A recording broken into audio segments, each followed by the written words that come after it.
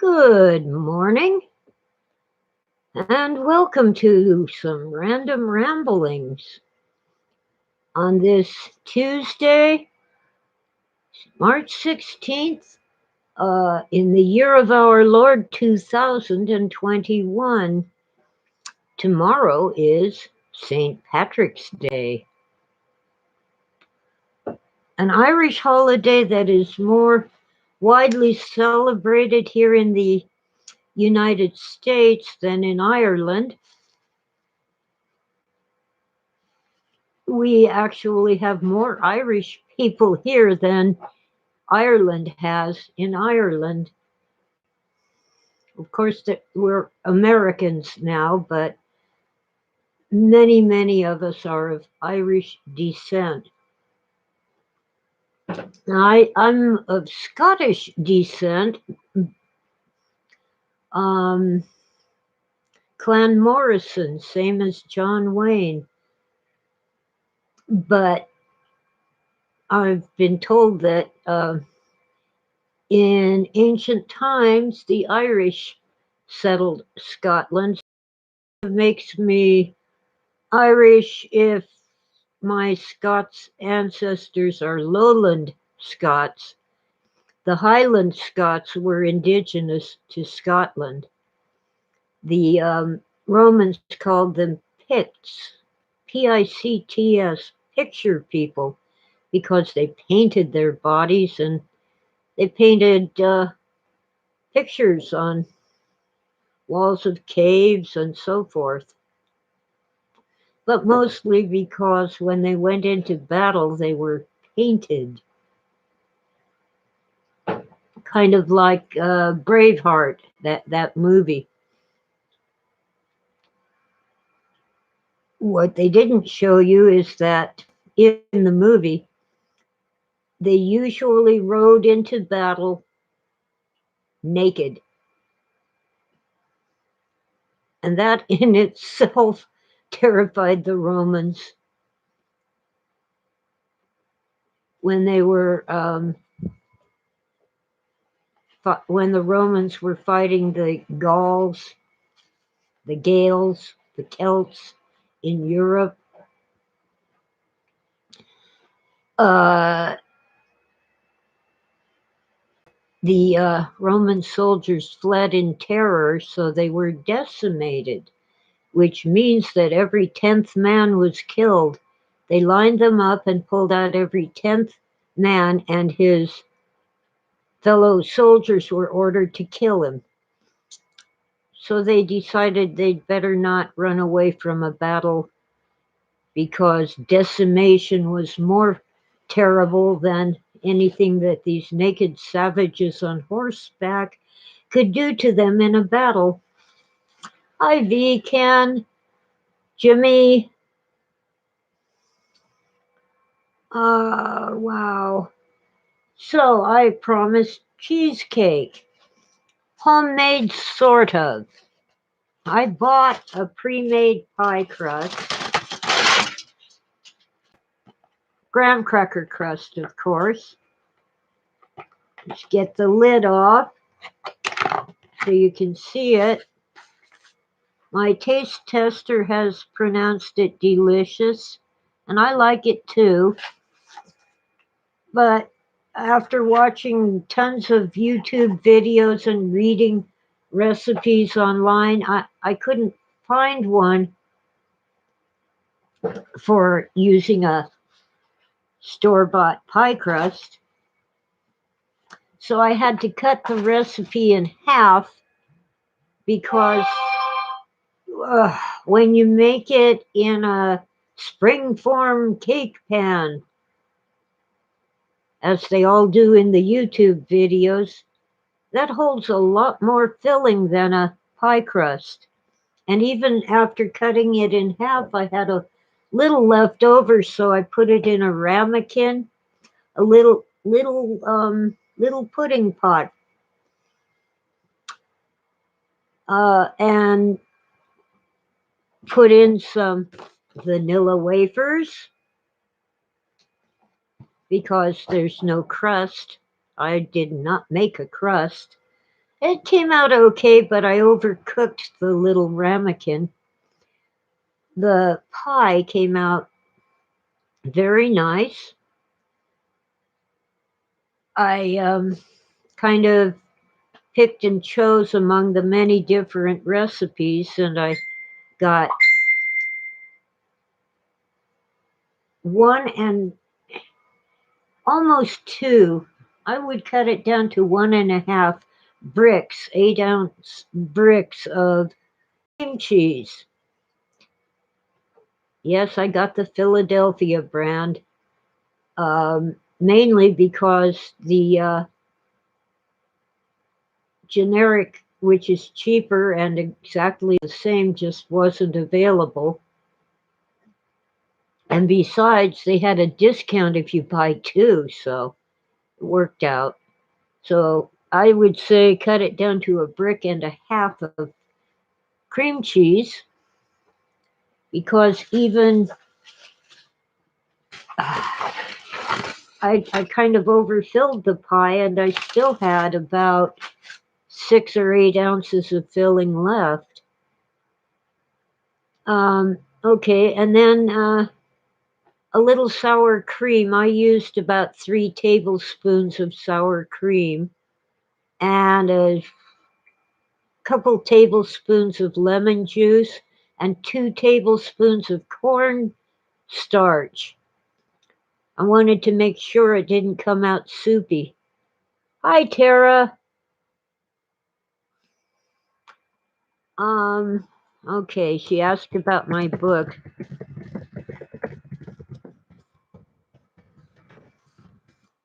The hardest part of writing the book is all the reading I have to do.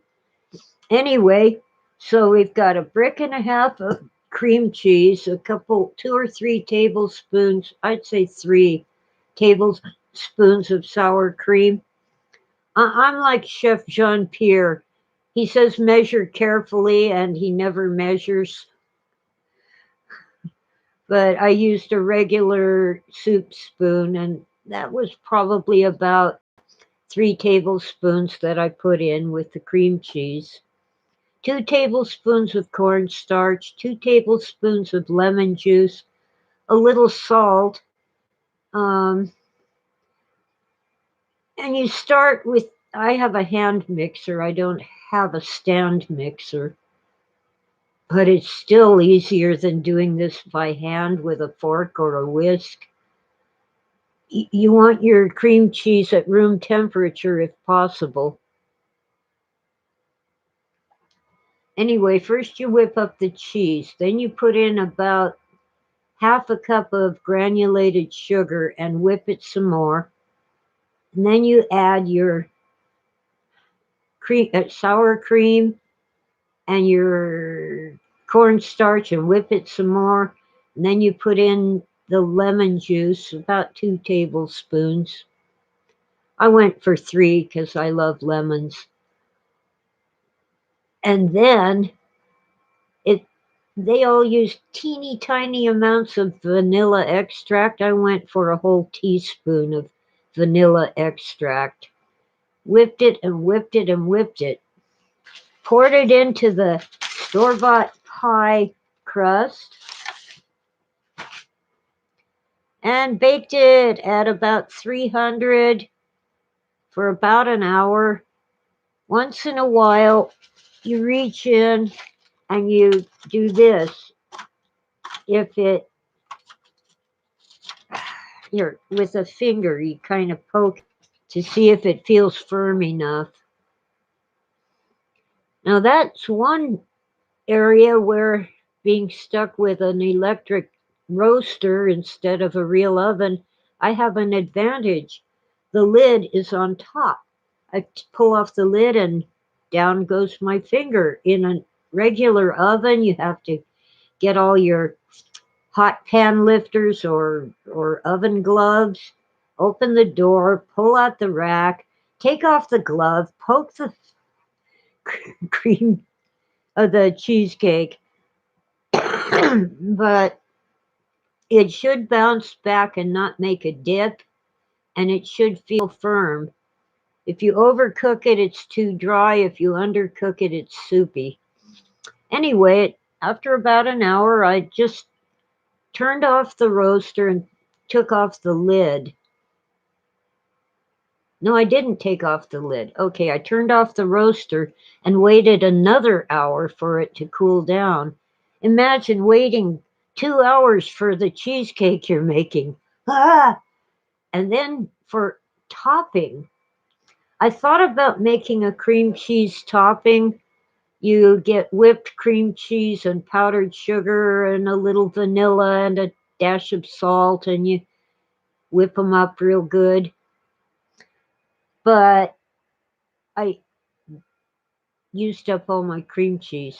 So I found in my cupboard the can of cherry pie filling that I bought to make a. I can't call it a homemade cherry pie. I bought a pie crust like this, only regular crust, not graham cracker. And I bought a can of. So I put the cherries on top of each slice. And I can still make a cherry pie because I had 2 apples and I turned them into chunky applesauce with good sized, about the size of the dice in Yahtzee, not the dice at the casino. And made a sort of homemade applesauce, so I can mix that with the cherries and make my cherry pie. It'll be cherry apple pie with what's left in the can of cherry pie filling. And don't make the mistake I made a while back. I accidentally bought canned cherries, not canned cherry pie filling. And there are instructions for turning the canned cherries into pie filling, but I can't do it. I end up with a mess that even the squirrels won't eat. Hi, Carolina. Yeah, well, I'll tell you, buying the pie crust was a good option for me. They show you taking graham crackers and putting them in the food processor and adding butter and so forth, butter, sugar, salt. Not go in there. Not when pie crust's already made and in a pie tin. Uh, when those are available, why torture myself trying to make a crust? Okay, I'll put the plastic cover back on and then the aluminum foil that I use to kind of make sure the plastic cover stays on because it isn't terribly secure. And this goes back in the fridge.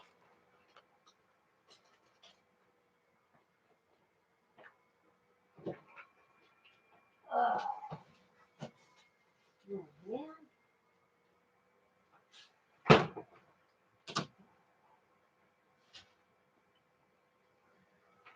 Well, yesterday I just stopped to get some cat treats and cat litter.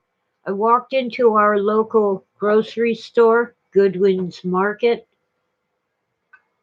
It's actually Goodwin and Sons, but we just call it Goodwin's.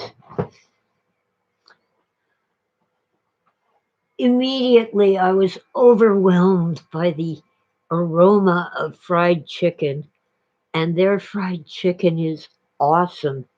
So I bought that too. Yeah, I can make fried chicken, but it's complicated and it involves heating up oil on the stove top.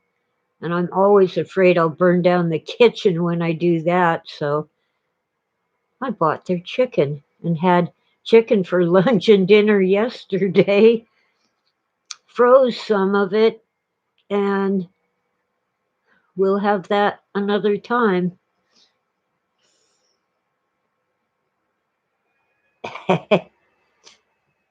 You think God So that, why torture myself trying to make a crust? Yeah, besides, I have uses for my graham crackers. I try to get the cinnamon grahams, but they're all good. I make a brown sugar frosting and make little graham cracker sandwiches, or I put cream cheese on them, but actually cream cheese frosting whipped up with powdered sugar, vanilla, and a dash of salt. And all the recipes for that have ungodly amounts of sugar. I'm not going to use that much sugar. I just mix in a spoon of powdered sugar at a time until it tastes good. Oh, hi, Howard. I'm just rambling about my homemade sort of cheesecake right now. I was going to talk about Melchizedek. Hmm. And if I remember correctly, it's in Hebrews chapter 8. So let me check. Uh, Hebrews 8, ESV. I like the ESV translation when I'm reading aloud because, as much as I love the King James, it's a devil of a job to read it out loud with the doeth and behestest and whatever. No, it isn't. Or is it? Maybe it was 7.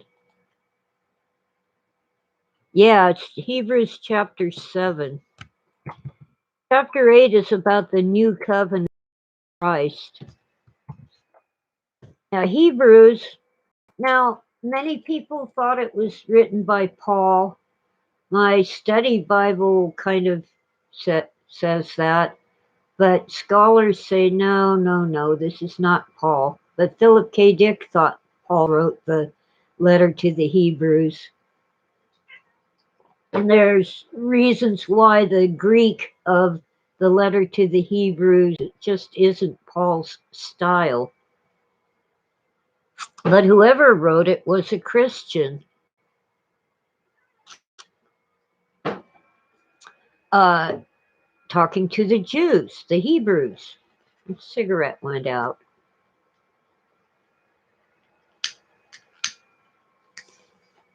Now, we all know, or should know, that Aaron and the Levites established the priesthood.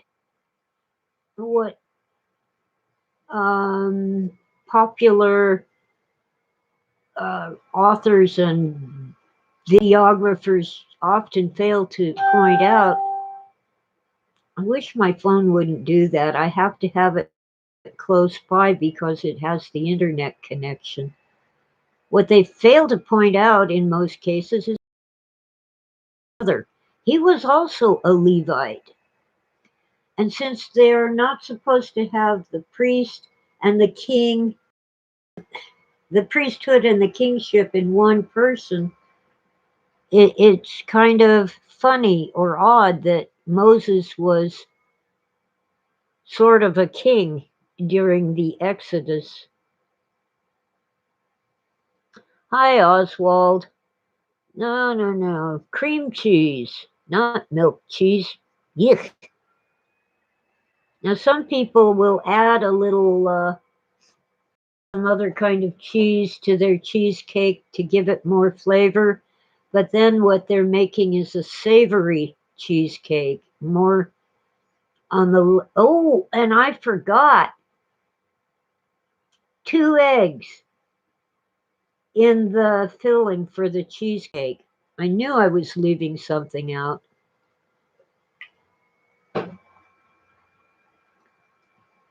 Whip up your cream cheese, add a little sour cream, whip it some more, add 2 eggs, one at a time. It's easier to mix them in properly, one at a time. So you pop in an egg, mix it in, pop in a second egg, mix that in, and then your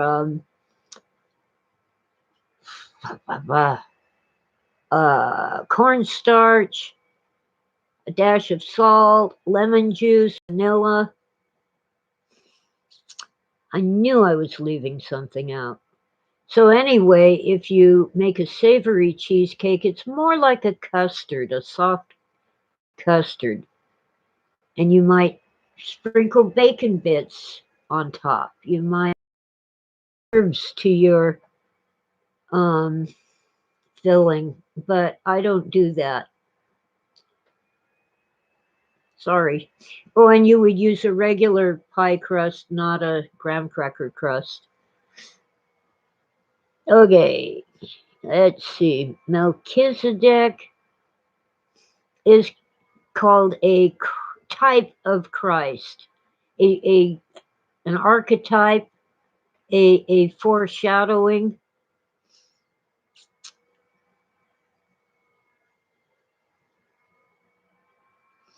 Hmm.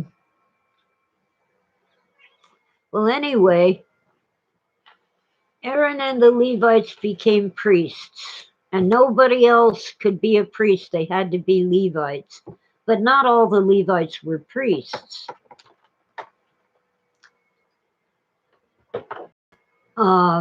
So Samuel, the prophet who anointed David and told King Saul, sorry, you're going to die. God said Samuel was a Levite. He was also a prophet.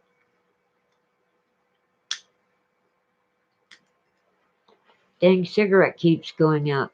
Well, long before that, Melchizedek blessed Abraham after Abraham and his troops went all the way to Damascus to rescue Lot and the other people of Sodom from the invaders. When Abraham returned, okay, the king of Sodom offered Abraham all kinds of rewards, and Abraham said, no, then you'll say that you made me rich, and it's God who made me rich. But then Melchizedek, the king of Salem, which could be Jerusalem, could be peace, it's shalom, peace, solemn, could be both, who was also a priest of the Most High, blessed Abraham. Now, the one giving the blessing is always of higher status than the one receiving the blessing.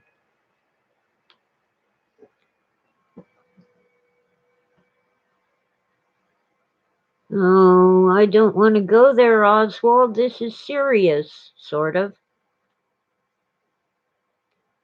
Melchizedek could be two names of deities. I'm trying to remember what Michael Heiser said in a video that I've watched a million times. But he was a guy. His name seems to indicate a couple of Canaanite pagan gods.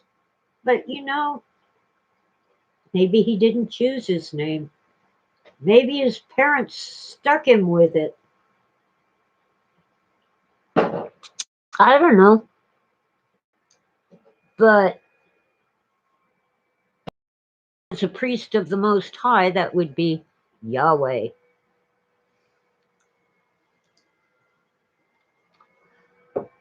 Anyway, so Melchizedek received a tithe from Abraham. Abraham gave um, Melchizedek a tenth of everything. Now he returned all the goods to Sodom along with the people. He must have uh, taken goods from the enemies. I think it was 3 kings, might have been 5 kings who descended on Sodom and conquered it. Anyway, Abraham's nephew Lot was among the captives. So Abraham gathered an army and went and rescued him and everyone else. Now, it was common in those days, especially if a man had no children of his own, it was common for a man to adopt his brother's younger son because only the eldest son would inherit. So the younger son basically had nothing and was a servant to his older brother, which makes it really weird that um, Jacob, being the younger son, does not end up serving Esau, his older brother, but he does when he returns with his wives and children and servants and cattle and so forth. He addresses Esau by saying, "Your servant Jacob." He's acknowledging that he is his older brother's servant. Lot is kind of rescued from that fate by being adopted by Abraham, his uncle. All right, let's get to Hebrews 7. That was just background. For this Melchizedek, king of Salem, priest of the Most High God, met Abraham returning from the slaughter of the kings and blessed him. And to him, Abraham apportioned a tenth part of everything. He is first, by translation of his name, King of Righteousness, and then he is also King of Salem, King of Peace. He is without father or mother or genealogy, having neither beginning of days nor end of life, but resembling the Son of God, he continues a priest forever.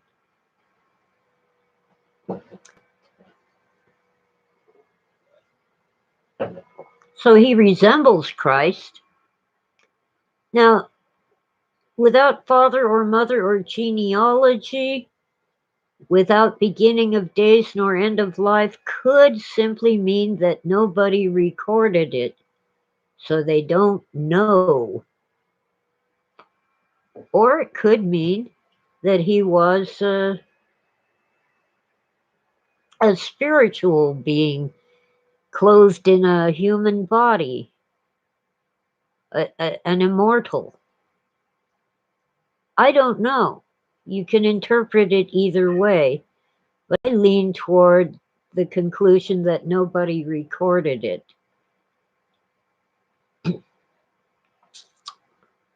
Verse 4, see how great this man was, to whom Abraham the patriarch gave a tenth of the spoils.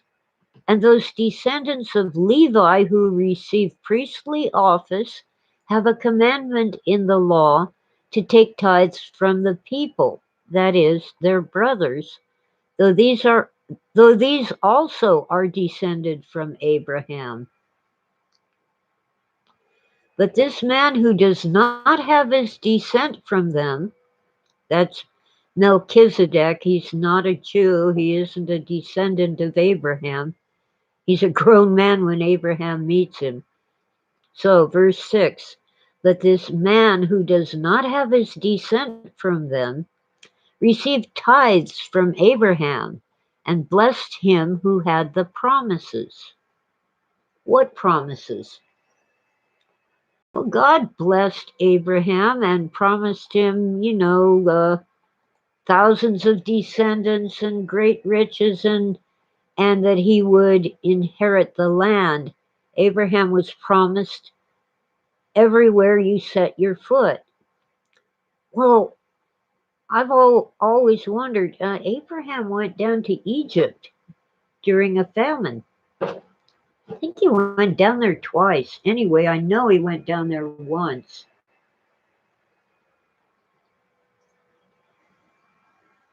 Uh, does Israel rule Egypt? Nope.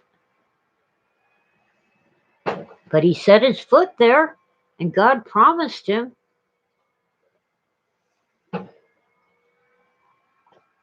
I don't know why 10%, Howard. That's just the way it is. In fact, at least California, but I think all of the United States used to have a law lenders could not charge more than 10% because more than that would be usury, excessive interest. Boy, did that go away with the rise of credit cards. 36%? Jeez. Okay, back to verse 6. But this man who does not have his descent from them, from the Levites specifically, and Jews in general, from them received tithes from, oh, does not have his descent from them, received tithes from Abraham and blessed him who had the promises. It is beyond dispute that the inferior is blessed by the superior. In the one case, tithes are received by mortal men, that'd be the Levites, but in the other case, by one of whom it is testified that he lives. So the author of Hebrews, Melchizedek, never died. In other words, he isn't a mortal man, he's an immortal. Verse 9. One might even say that Levi himself, who receives tithes, paid tithes through Abraham, for he was still in the loins of his ancestor when Melchizedek met him. Now we know we're modern, we're scientific. Levi wasn't in the loins of Abraham. But we can equally say that the information in Abraham's DNA ultimately produced Levi's DNA. Now, they didn't know that then, and he isn't saying that Levi was literally there. He says one might even say. It's just, could be, or it's a metaphor. Verse 11. Now, if perfection had been attainable through the Levitical priesthood, for under it the people received the law. You see, God gave the law through Moses, a Levite. Okay, let's see, verse 11. Now, if perfection had been attainable through the Levitical priesthood, for under it the people received the law, what further need would there have been for another priest to arise after the order of Melchizedek, rather than one named after the order of Aaron? Jesus is not a Levite. He's a Jew. He's from the tribe of Judah. You know, David, Solomon, all those guys. Gotta have the peppermint. The coffee's. I can smell my own coffee breath.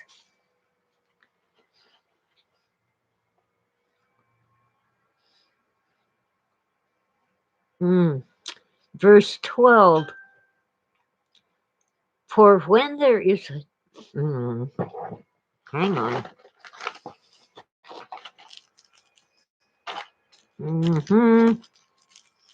Putting the mint down for a minute in its wrapper.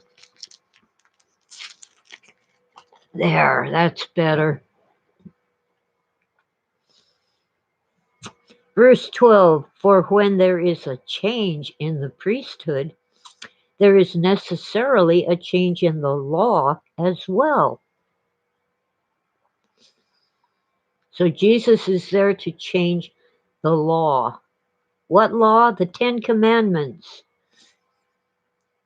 Well, he doesn't change them, does he? but he does change what Moses told the people, those hundreds of laws. But in a way, Jesus changes the Ten Commandments because he says, love the Lord God and love your neighbor as yourself. That is the whole of the law. But frankly, if you follow that one law, you will automatically follow the 10 commandments. Verse 13, for the one of whom these things are spoken belonged to another tribe from which no one has ever served at the altar. For it is evident that our Lord was descended from Judah, and in connection with that tribe, Moses said nothing about priests. This becomes even more evident when another priest arises in the likeness of Melchizedek, who has become a priest, not on the basis of a legal requirement concerning bodily descent, but by the power of an indestructible life. So, for the writer of Hebrews, Melchizedek is immortal and Jesus is immortal. Verse 17, for it is witnessed of him, you are a priest forever after the order of Melchizedek. For on the one hand, a former commandment is set aside because of its weakness and uselessness. For the law made nothing perfect. Yeah, the Israelis sinned all over the place, didn't they? And we still do today, but that's another story. But on the other hand, a better hope is introduced through which we draw near to God. And it was not without an oath, for those who formerly became priests were made such without an oath. But this one was made a priest with an oath by the one who said to him, the Lord has sworn and will not change his mind. You are a priest forever. This makes Jesus the guarantor of a better covenant. The former priests were many in number because they were prevented by death from continuing in office, but he holds his priesthood permanently because he continues forever. Consequently, he is able to save to the uttermost those who draw near to God through him, since he always lives to make intercession for them. Basically, when you die and you face the judge, he's got a list of all your sins. But Jesus stands in front of you in your place, and the judge sees Jesus, who is perfect. So you're in. Verse 26, for it was indeed fitting that we should have such a high priest, holy, innocent, unstained, separated from sinners, and exalted above the heavens. He has no need, like those high priests, to offer sacrifices daily, first for his own sins and then for those of the people. That's what the Levites did in the temple. First, they cleansed themselves with an offering, and then they cleansed the people with their offerings. Okay, so let's see. Verse 27, he has no need, like those high priests, to offer sacrifices daily, first for his own sins and then for those of the people, since he did this once and for all when he offered up himself.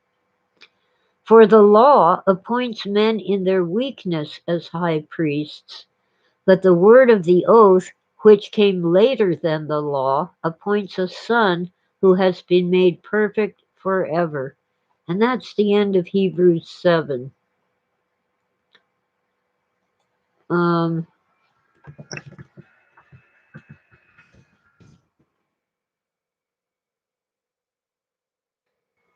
I don't know. Maybe exalted with a U is a British spelling. I'm not British.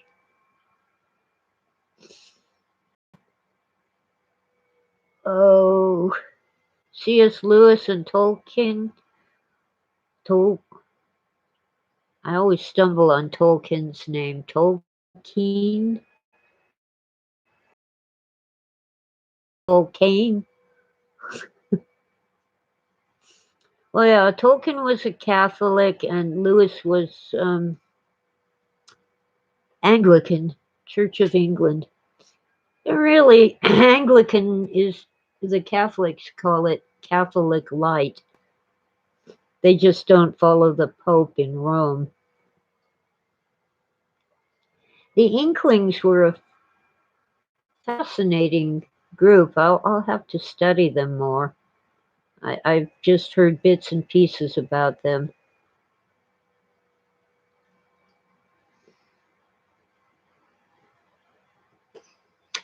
True, Oswald.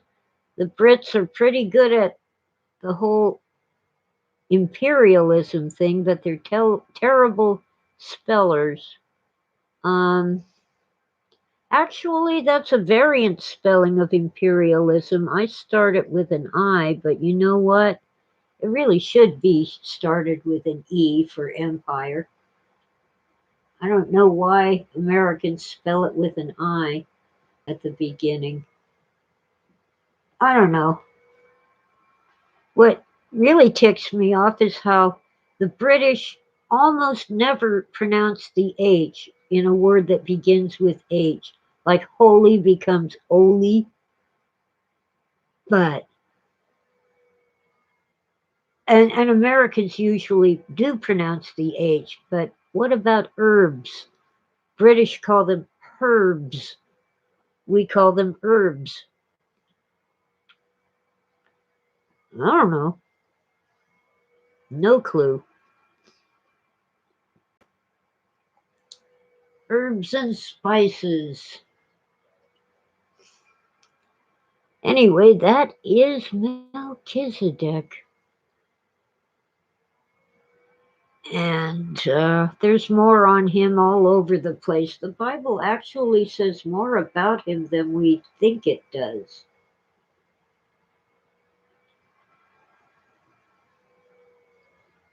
And uh, we just don't know. We can't know. We can only believe. Was he Christ incarnate in an earlier time? There's no reason why he couldn't be. Melchior, the world, Oswald says, Melchior, the world's first dark lord in Tolkien's universe, was probably named after Melchizedek, just as Saruman was named for the Gnostic Ahriman. I suppose. Well, The Lord of the Rings is not scripture, but I love the movies. I tried to read The Hobbit once, but it was at a time when it didn't grab me at the beginning, and I wish I had read it, but I had so much going on, my time was limited.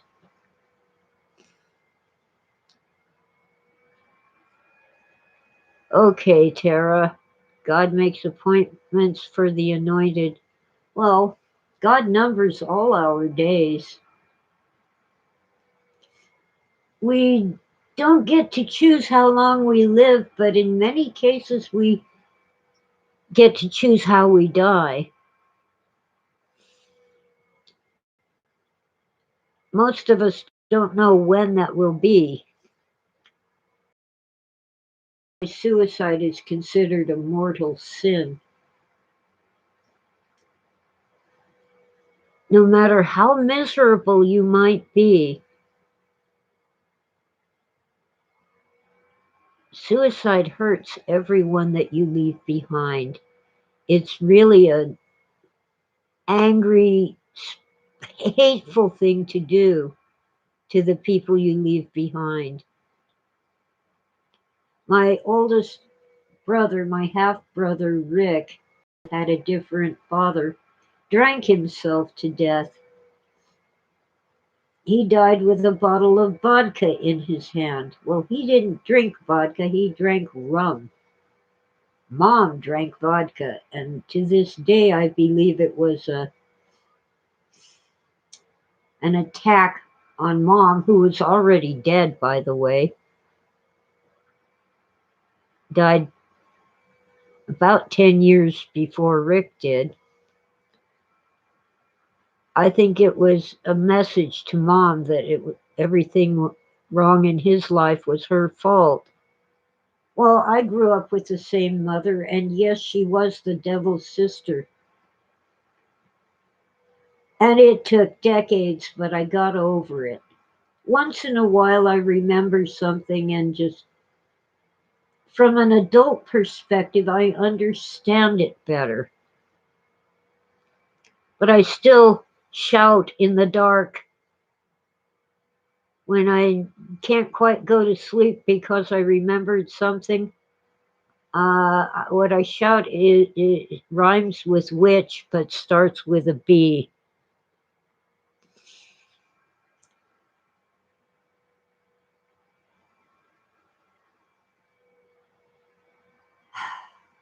Like when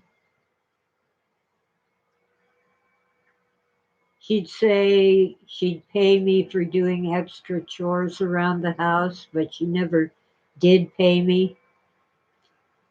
And she'd tell me that I didn't need money because I could get a boyfriend to spend money on me. Well, the last thing I wanted when I was 12 years old was a boyfriend. I wanted a horse.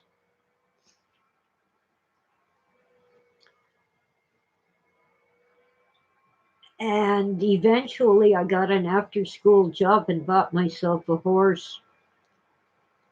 Mom was up in arms. You'll get killed. And I almost did. The horse got spooked and I couldn't stop him. And he tripped and fell. I jumped off of him, but I jumped a little too soon and he landed on my feet. And we went down this hill together with all kinds of rocks and stickers and weeds and stuff. But the horse was worse off than I was. I was okay. That was one of the few times Mom actually took me to the doctor. Oh, it wasn't Mom, it was my boss was there. He drove me to the emergency room and they called my mom. That makes more sense. Mom wouldn't call the doctor unless she couldn't stop the bleeding. Anyway, they x rayed my head and said, according to Mom, they said, there's nothing in there. She was always calling me stupid and crazy and punishing me for things I never did. She would hallucinate that I had done something or said something because she really enjoyed beating the crap out of me. Even when I was in, I was terrified of her because she'd beaten me so many times, and it just wasn't in me to fight back. It just wasn't in me.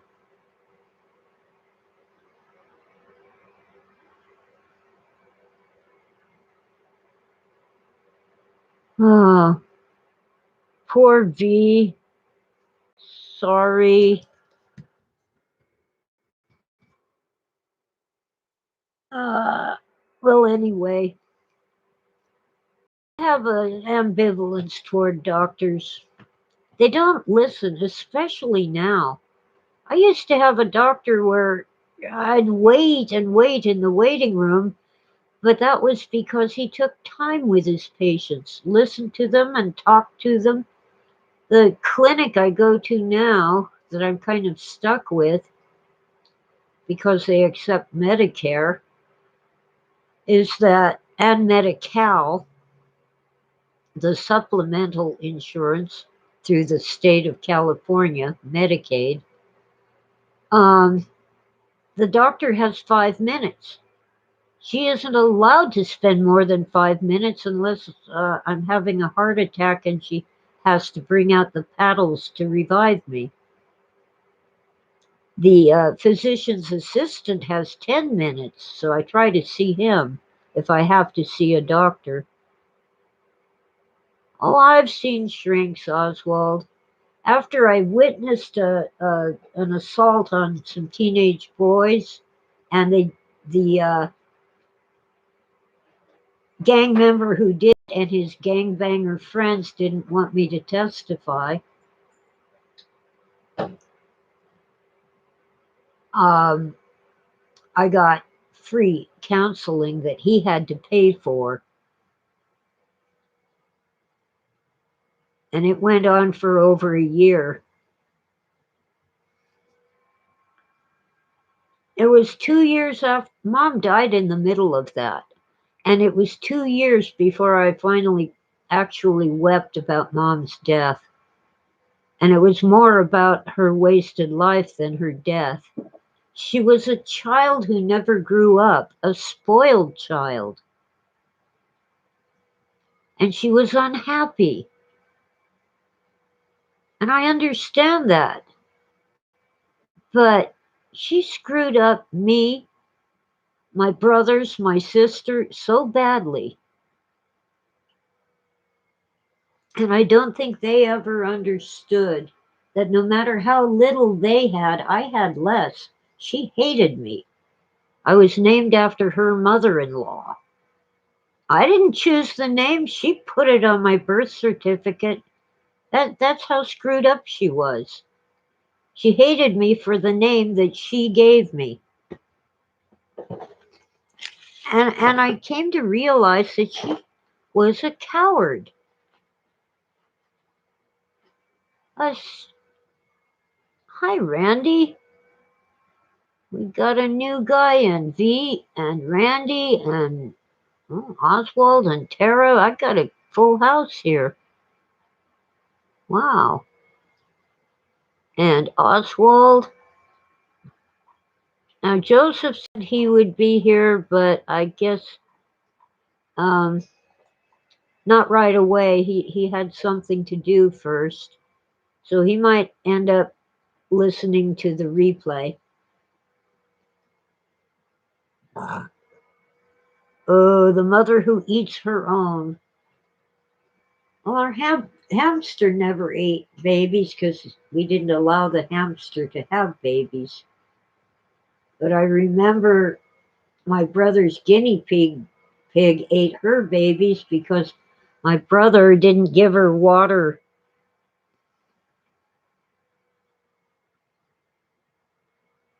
for a few days. And once they do that, you just never want them to have babies again. Oh, and that reminds me of Smokey, who came to me already pregnant.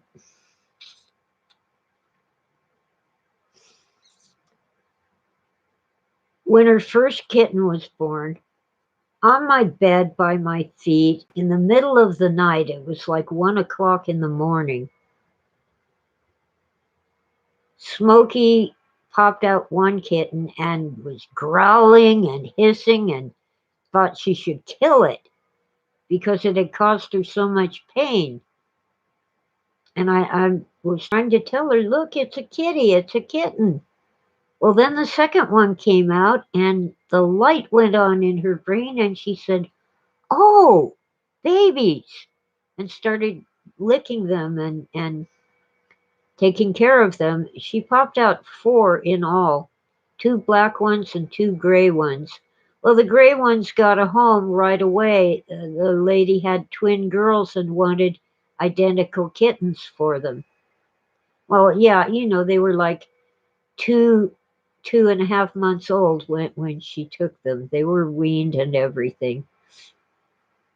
But nobody wanted a black cat, and it's been that way for I don't know how long. People don't want the black ones, so I kept Blackie and Inky, got them spayed, got their mother spayed.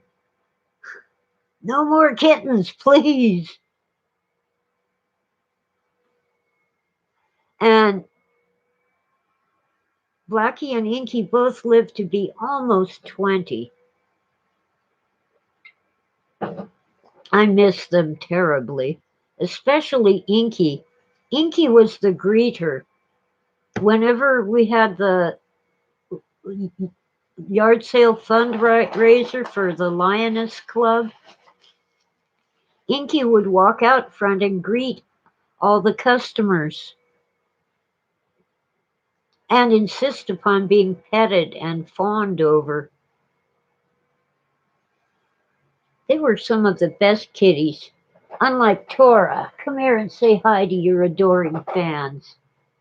Yeah, I know you don't want to, but she's a good kitty. She doesn't cuddle though. Blackie and Inky cuddled with me. All right, hop down. Yeah, I know you have to have treats after I've made you show your pretty pelt to your adoring fans. All right, okay. Here you go. Party mix. Beachside crunch. If I don't bribe her, she hates me. Anyway, I've had a lot of cats. I never went out and got one. They just showed up. Well, one time I had a dog I couldn't keep. I traded him for a cat.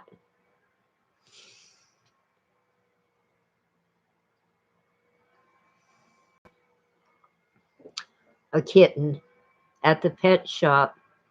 The deal was we'll take your dog. He was an unusual dog, half border collie and half coyote. Coyotes are wild animals like wolves, but smaller. Anyway, but you have to take a cat. Uh, well, it was actually the pet shop where I got the dog. So that time I went and got a cat. And then when my son was very young, I went and got Alice.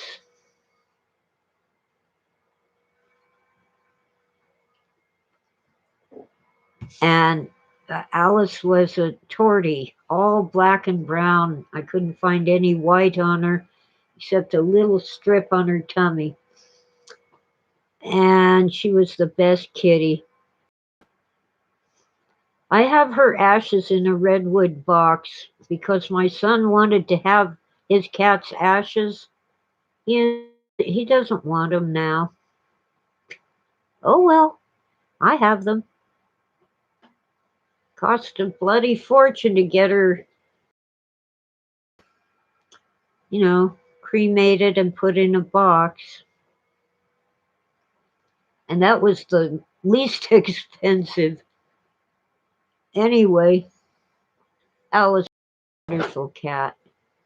She always knew my son. Every time she saw him, no matter how far away she was, she'd come running to him. And Alice knew that you don't touch the mouse in the cage. And she was a great mouser, but she never touched the mouse in the cage. Or the parakeet. Even when the parakeet was allowed to fly around in the house, she never touched it. But she was mostly an outdoor cat. She liked the outdoors.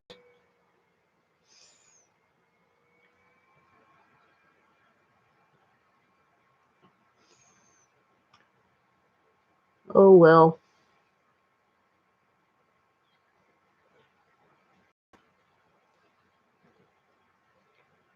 I'm just winding down and I really need to get on with the day.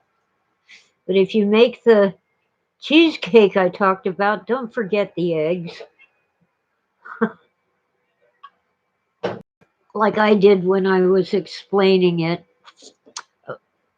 To fit it in a pie crust, a brick and a half of cream cheese, 3 tablespoons of sour cream, 2 eggs mixed in one at a time. You have to keep whipping this. You're starting with whipping the cream cheese till it's nice and light. And then 2 tablespoons of cornstarch, a dash of salt. I used a half a teaspoon. You could use a quarter of a teaspoon, but anyway, 2 or 3 tablespoons of lemon juice, a teaspoon or at least half a teaspoon of vanilla extract. Am I forgetting anything? And at each step, uh, oh, the first thing you add is a half a cup of sugar. You whip up your cream cheese real light and fluffy, add a half a cup of sugar and whip it together till it's smooth, and then 2 eggs, one at a time. Keep whipping it. I used a hand mixer, but if you have a stand mixer, that's better. Hi, sweetie. There's my other kitty. She won't let me touch her, so I can't show her to you. But once in a while, I catch her image on my phone. There you go. Temptations. Seafood medley. Okay. At each stage, you keep mixing, and my arm got tired, my wrist hurt from using a hand mixer. But as I said, I don't have a stand mixer. So there were the 2 tablespoons of cornstarch to make sure it comes out firm and not soupy. 2 or 3 tablespoons of lemon juice, at least half a teaspoon of vanilla extract. I used a whole teaspoon.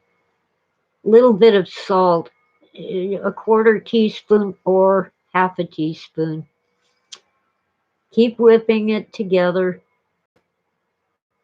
until it's nice and fluffy and, well, not fluffy, soupy. Pour it into your pie crust. Bake for an hour at 300. Turn off the oven and leave it in there for another hour. It should come out really nice. Oh, let's see. Aw, Tara lost her puppy dog. My Bandit, the Rottweiler whose daddy was a traveling salesman, so probably part a Labrador. Bandit made it to 16. Dog, the only dog that was ever really mine. I want a dog, but I can't do it. One vet bill would ruin me financially. I always pray that my cats don't need to see the vet. When Tora broke her leg, it took the equivalent of 2 house payments to get her fixed up with her broken leg. Part of it, a small part of it, was that her wound got, no, that was when I got her spayed. When I got her spayed, the wound got infected. And that came to a lot of money, but I had some help from a local charity.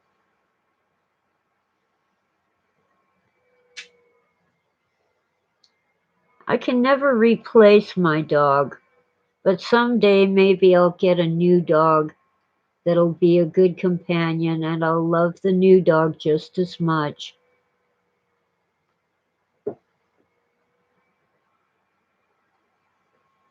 This county is so crazy. If your male dog is not neutered, it's $90 a year for the license. If you get your male dog neutered, it's $20 a year. I've never seen a male dog pop out a puppy, so it must be the belief that unneutered can be vicious. I don't know. And there is a price difference for female dogs, but it isn't as radical. Oh, Tara, love you too. Let's see. Um, see if no, that isn't it. It's yeah, an arrow and the number three make a heart. My cats have cabin fever. They've been shut in because of the nasty snowstorms that keep coming. I think this is the last one. I hope so. I have the magic pink dot. Tora loves it, but Sweetie is scared of it. It frightens her. But Tora goes nuts trying to catch it. Oh well, it's time.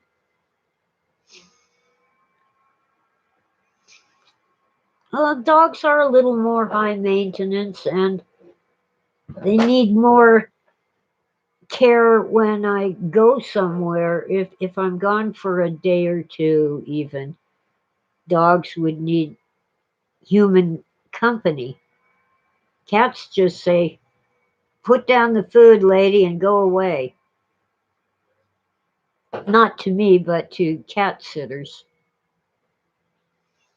Except for Inky, she was such a good greeter.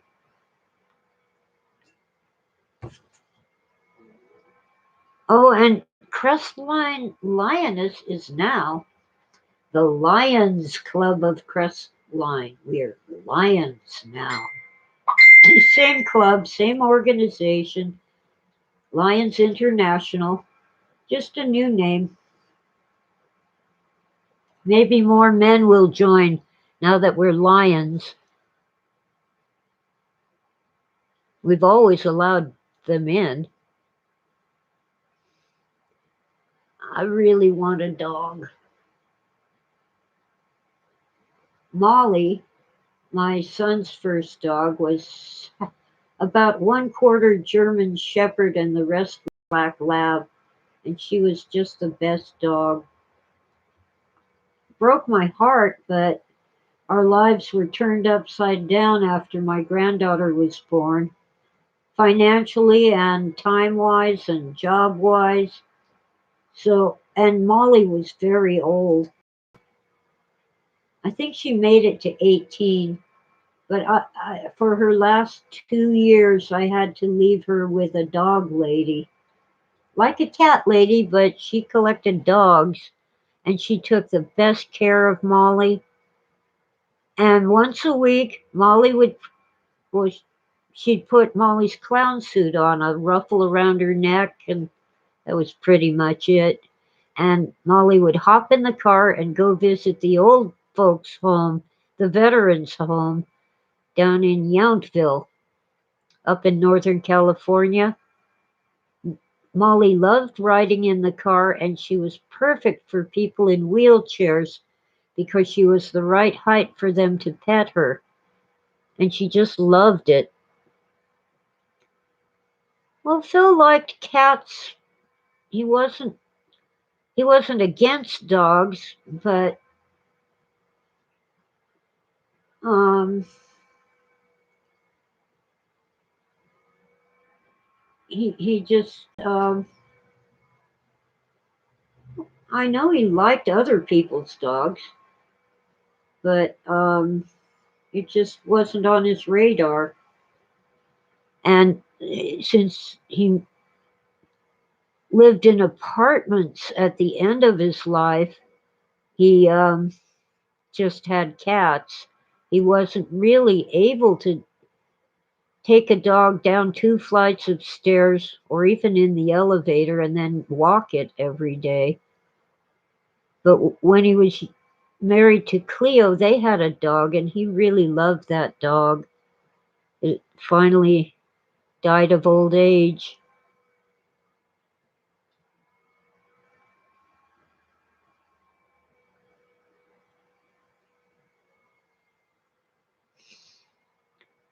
Phil had my cat, Harvey Wallbanger, when he died, so I got Harvey and his friend Mrs. Tubbs and took care of them till they died.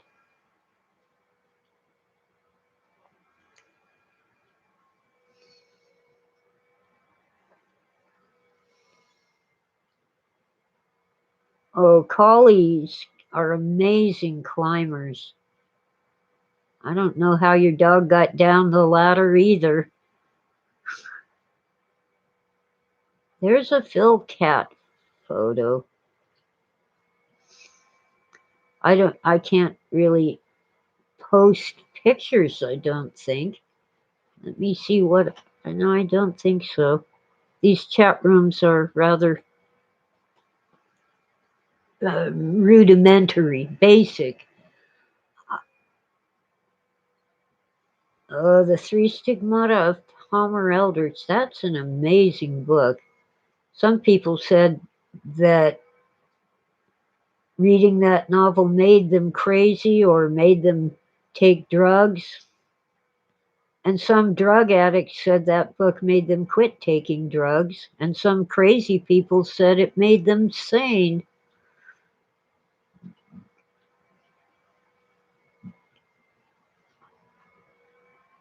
Phil had my cat, Harvey Wallbanger. We named him that because he was cross-eyed and he kept walking into the wall when he intended to go through a doorway. Harvey was pure black, but part Siamese. And he was, well, I guess he was Phil's cat, but he was really mine. I bought him at a pet store. Our cat had died,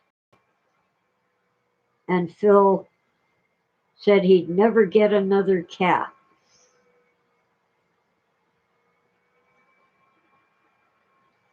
And I was with my little sister, and we went to a pet store, and I asked, how much is that white cat? And they said $600. So then I said, well, how much is the black one? $6. Oh, I'll take him. $600 for a cat? I'm not going there.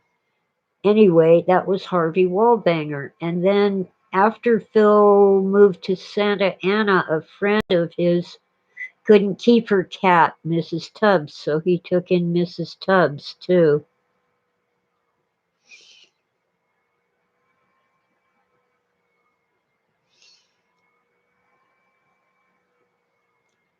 My favorite PKD novel at this moment is Radio Free Albemuth. It was actually the first Valis novel, but the idiots in charge of his estate didn't know about it. The manuscript was right there in front of their faces, but they didn't look at it closely enough to realize that it was not Valis, not the same as the published novel Valis. He called it Valis System A and then decided to change the title to Radio Free Albemuth.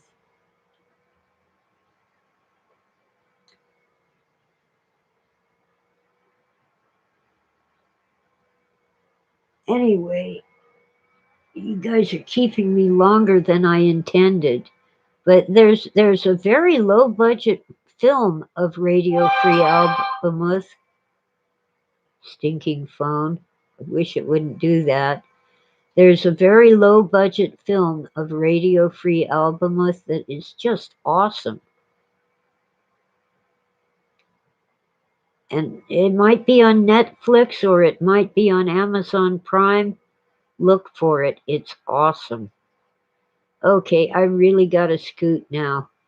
It's been a pleasure having such a wonderful chat room. You guys are so smart and such good people. I'm blessed to have you here. Let's see, I gotta type thank you all for watching. Oops. Hey, you evil computer. I can't manage this keyboard. Here we go. No, there's still a typo. There, here we go. So glad to have you all here.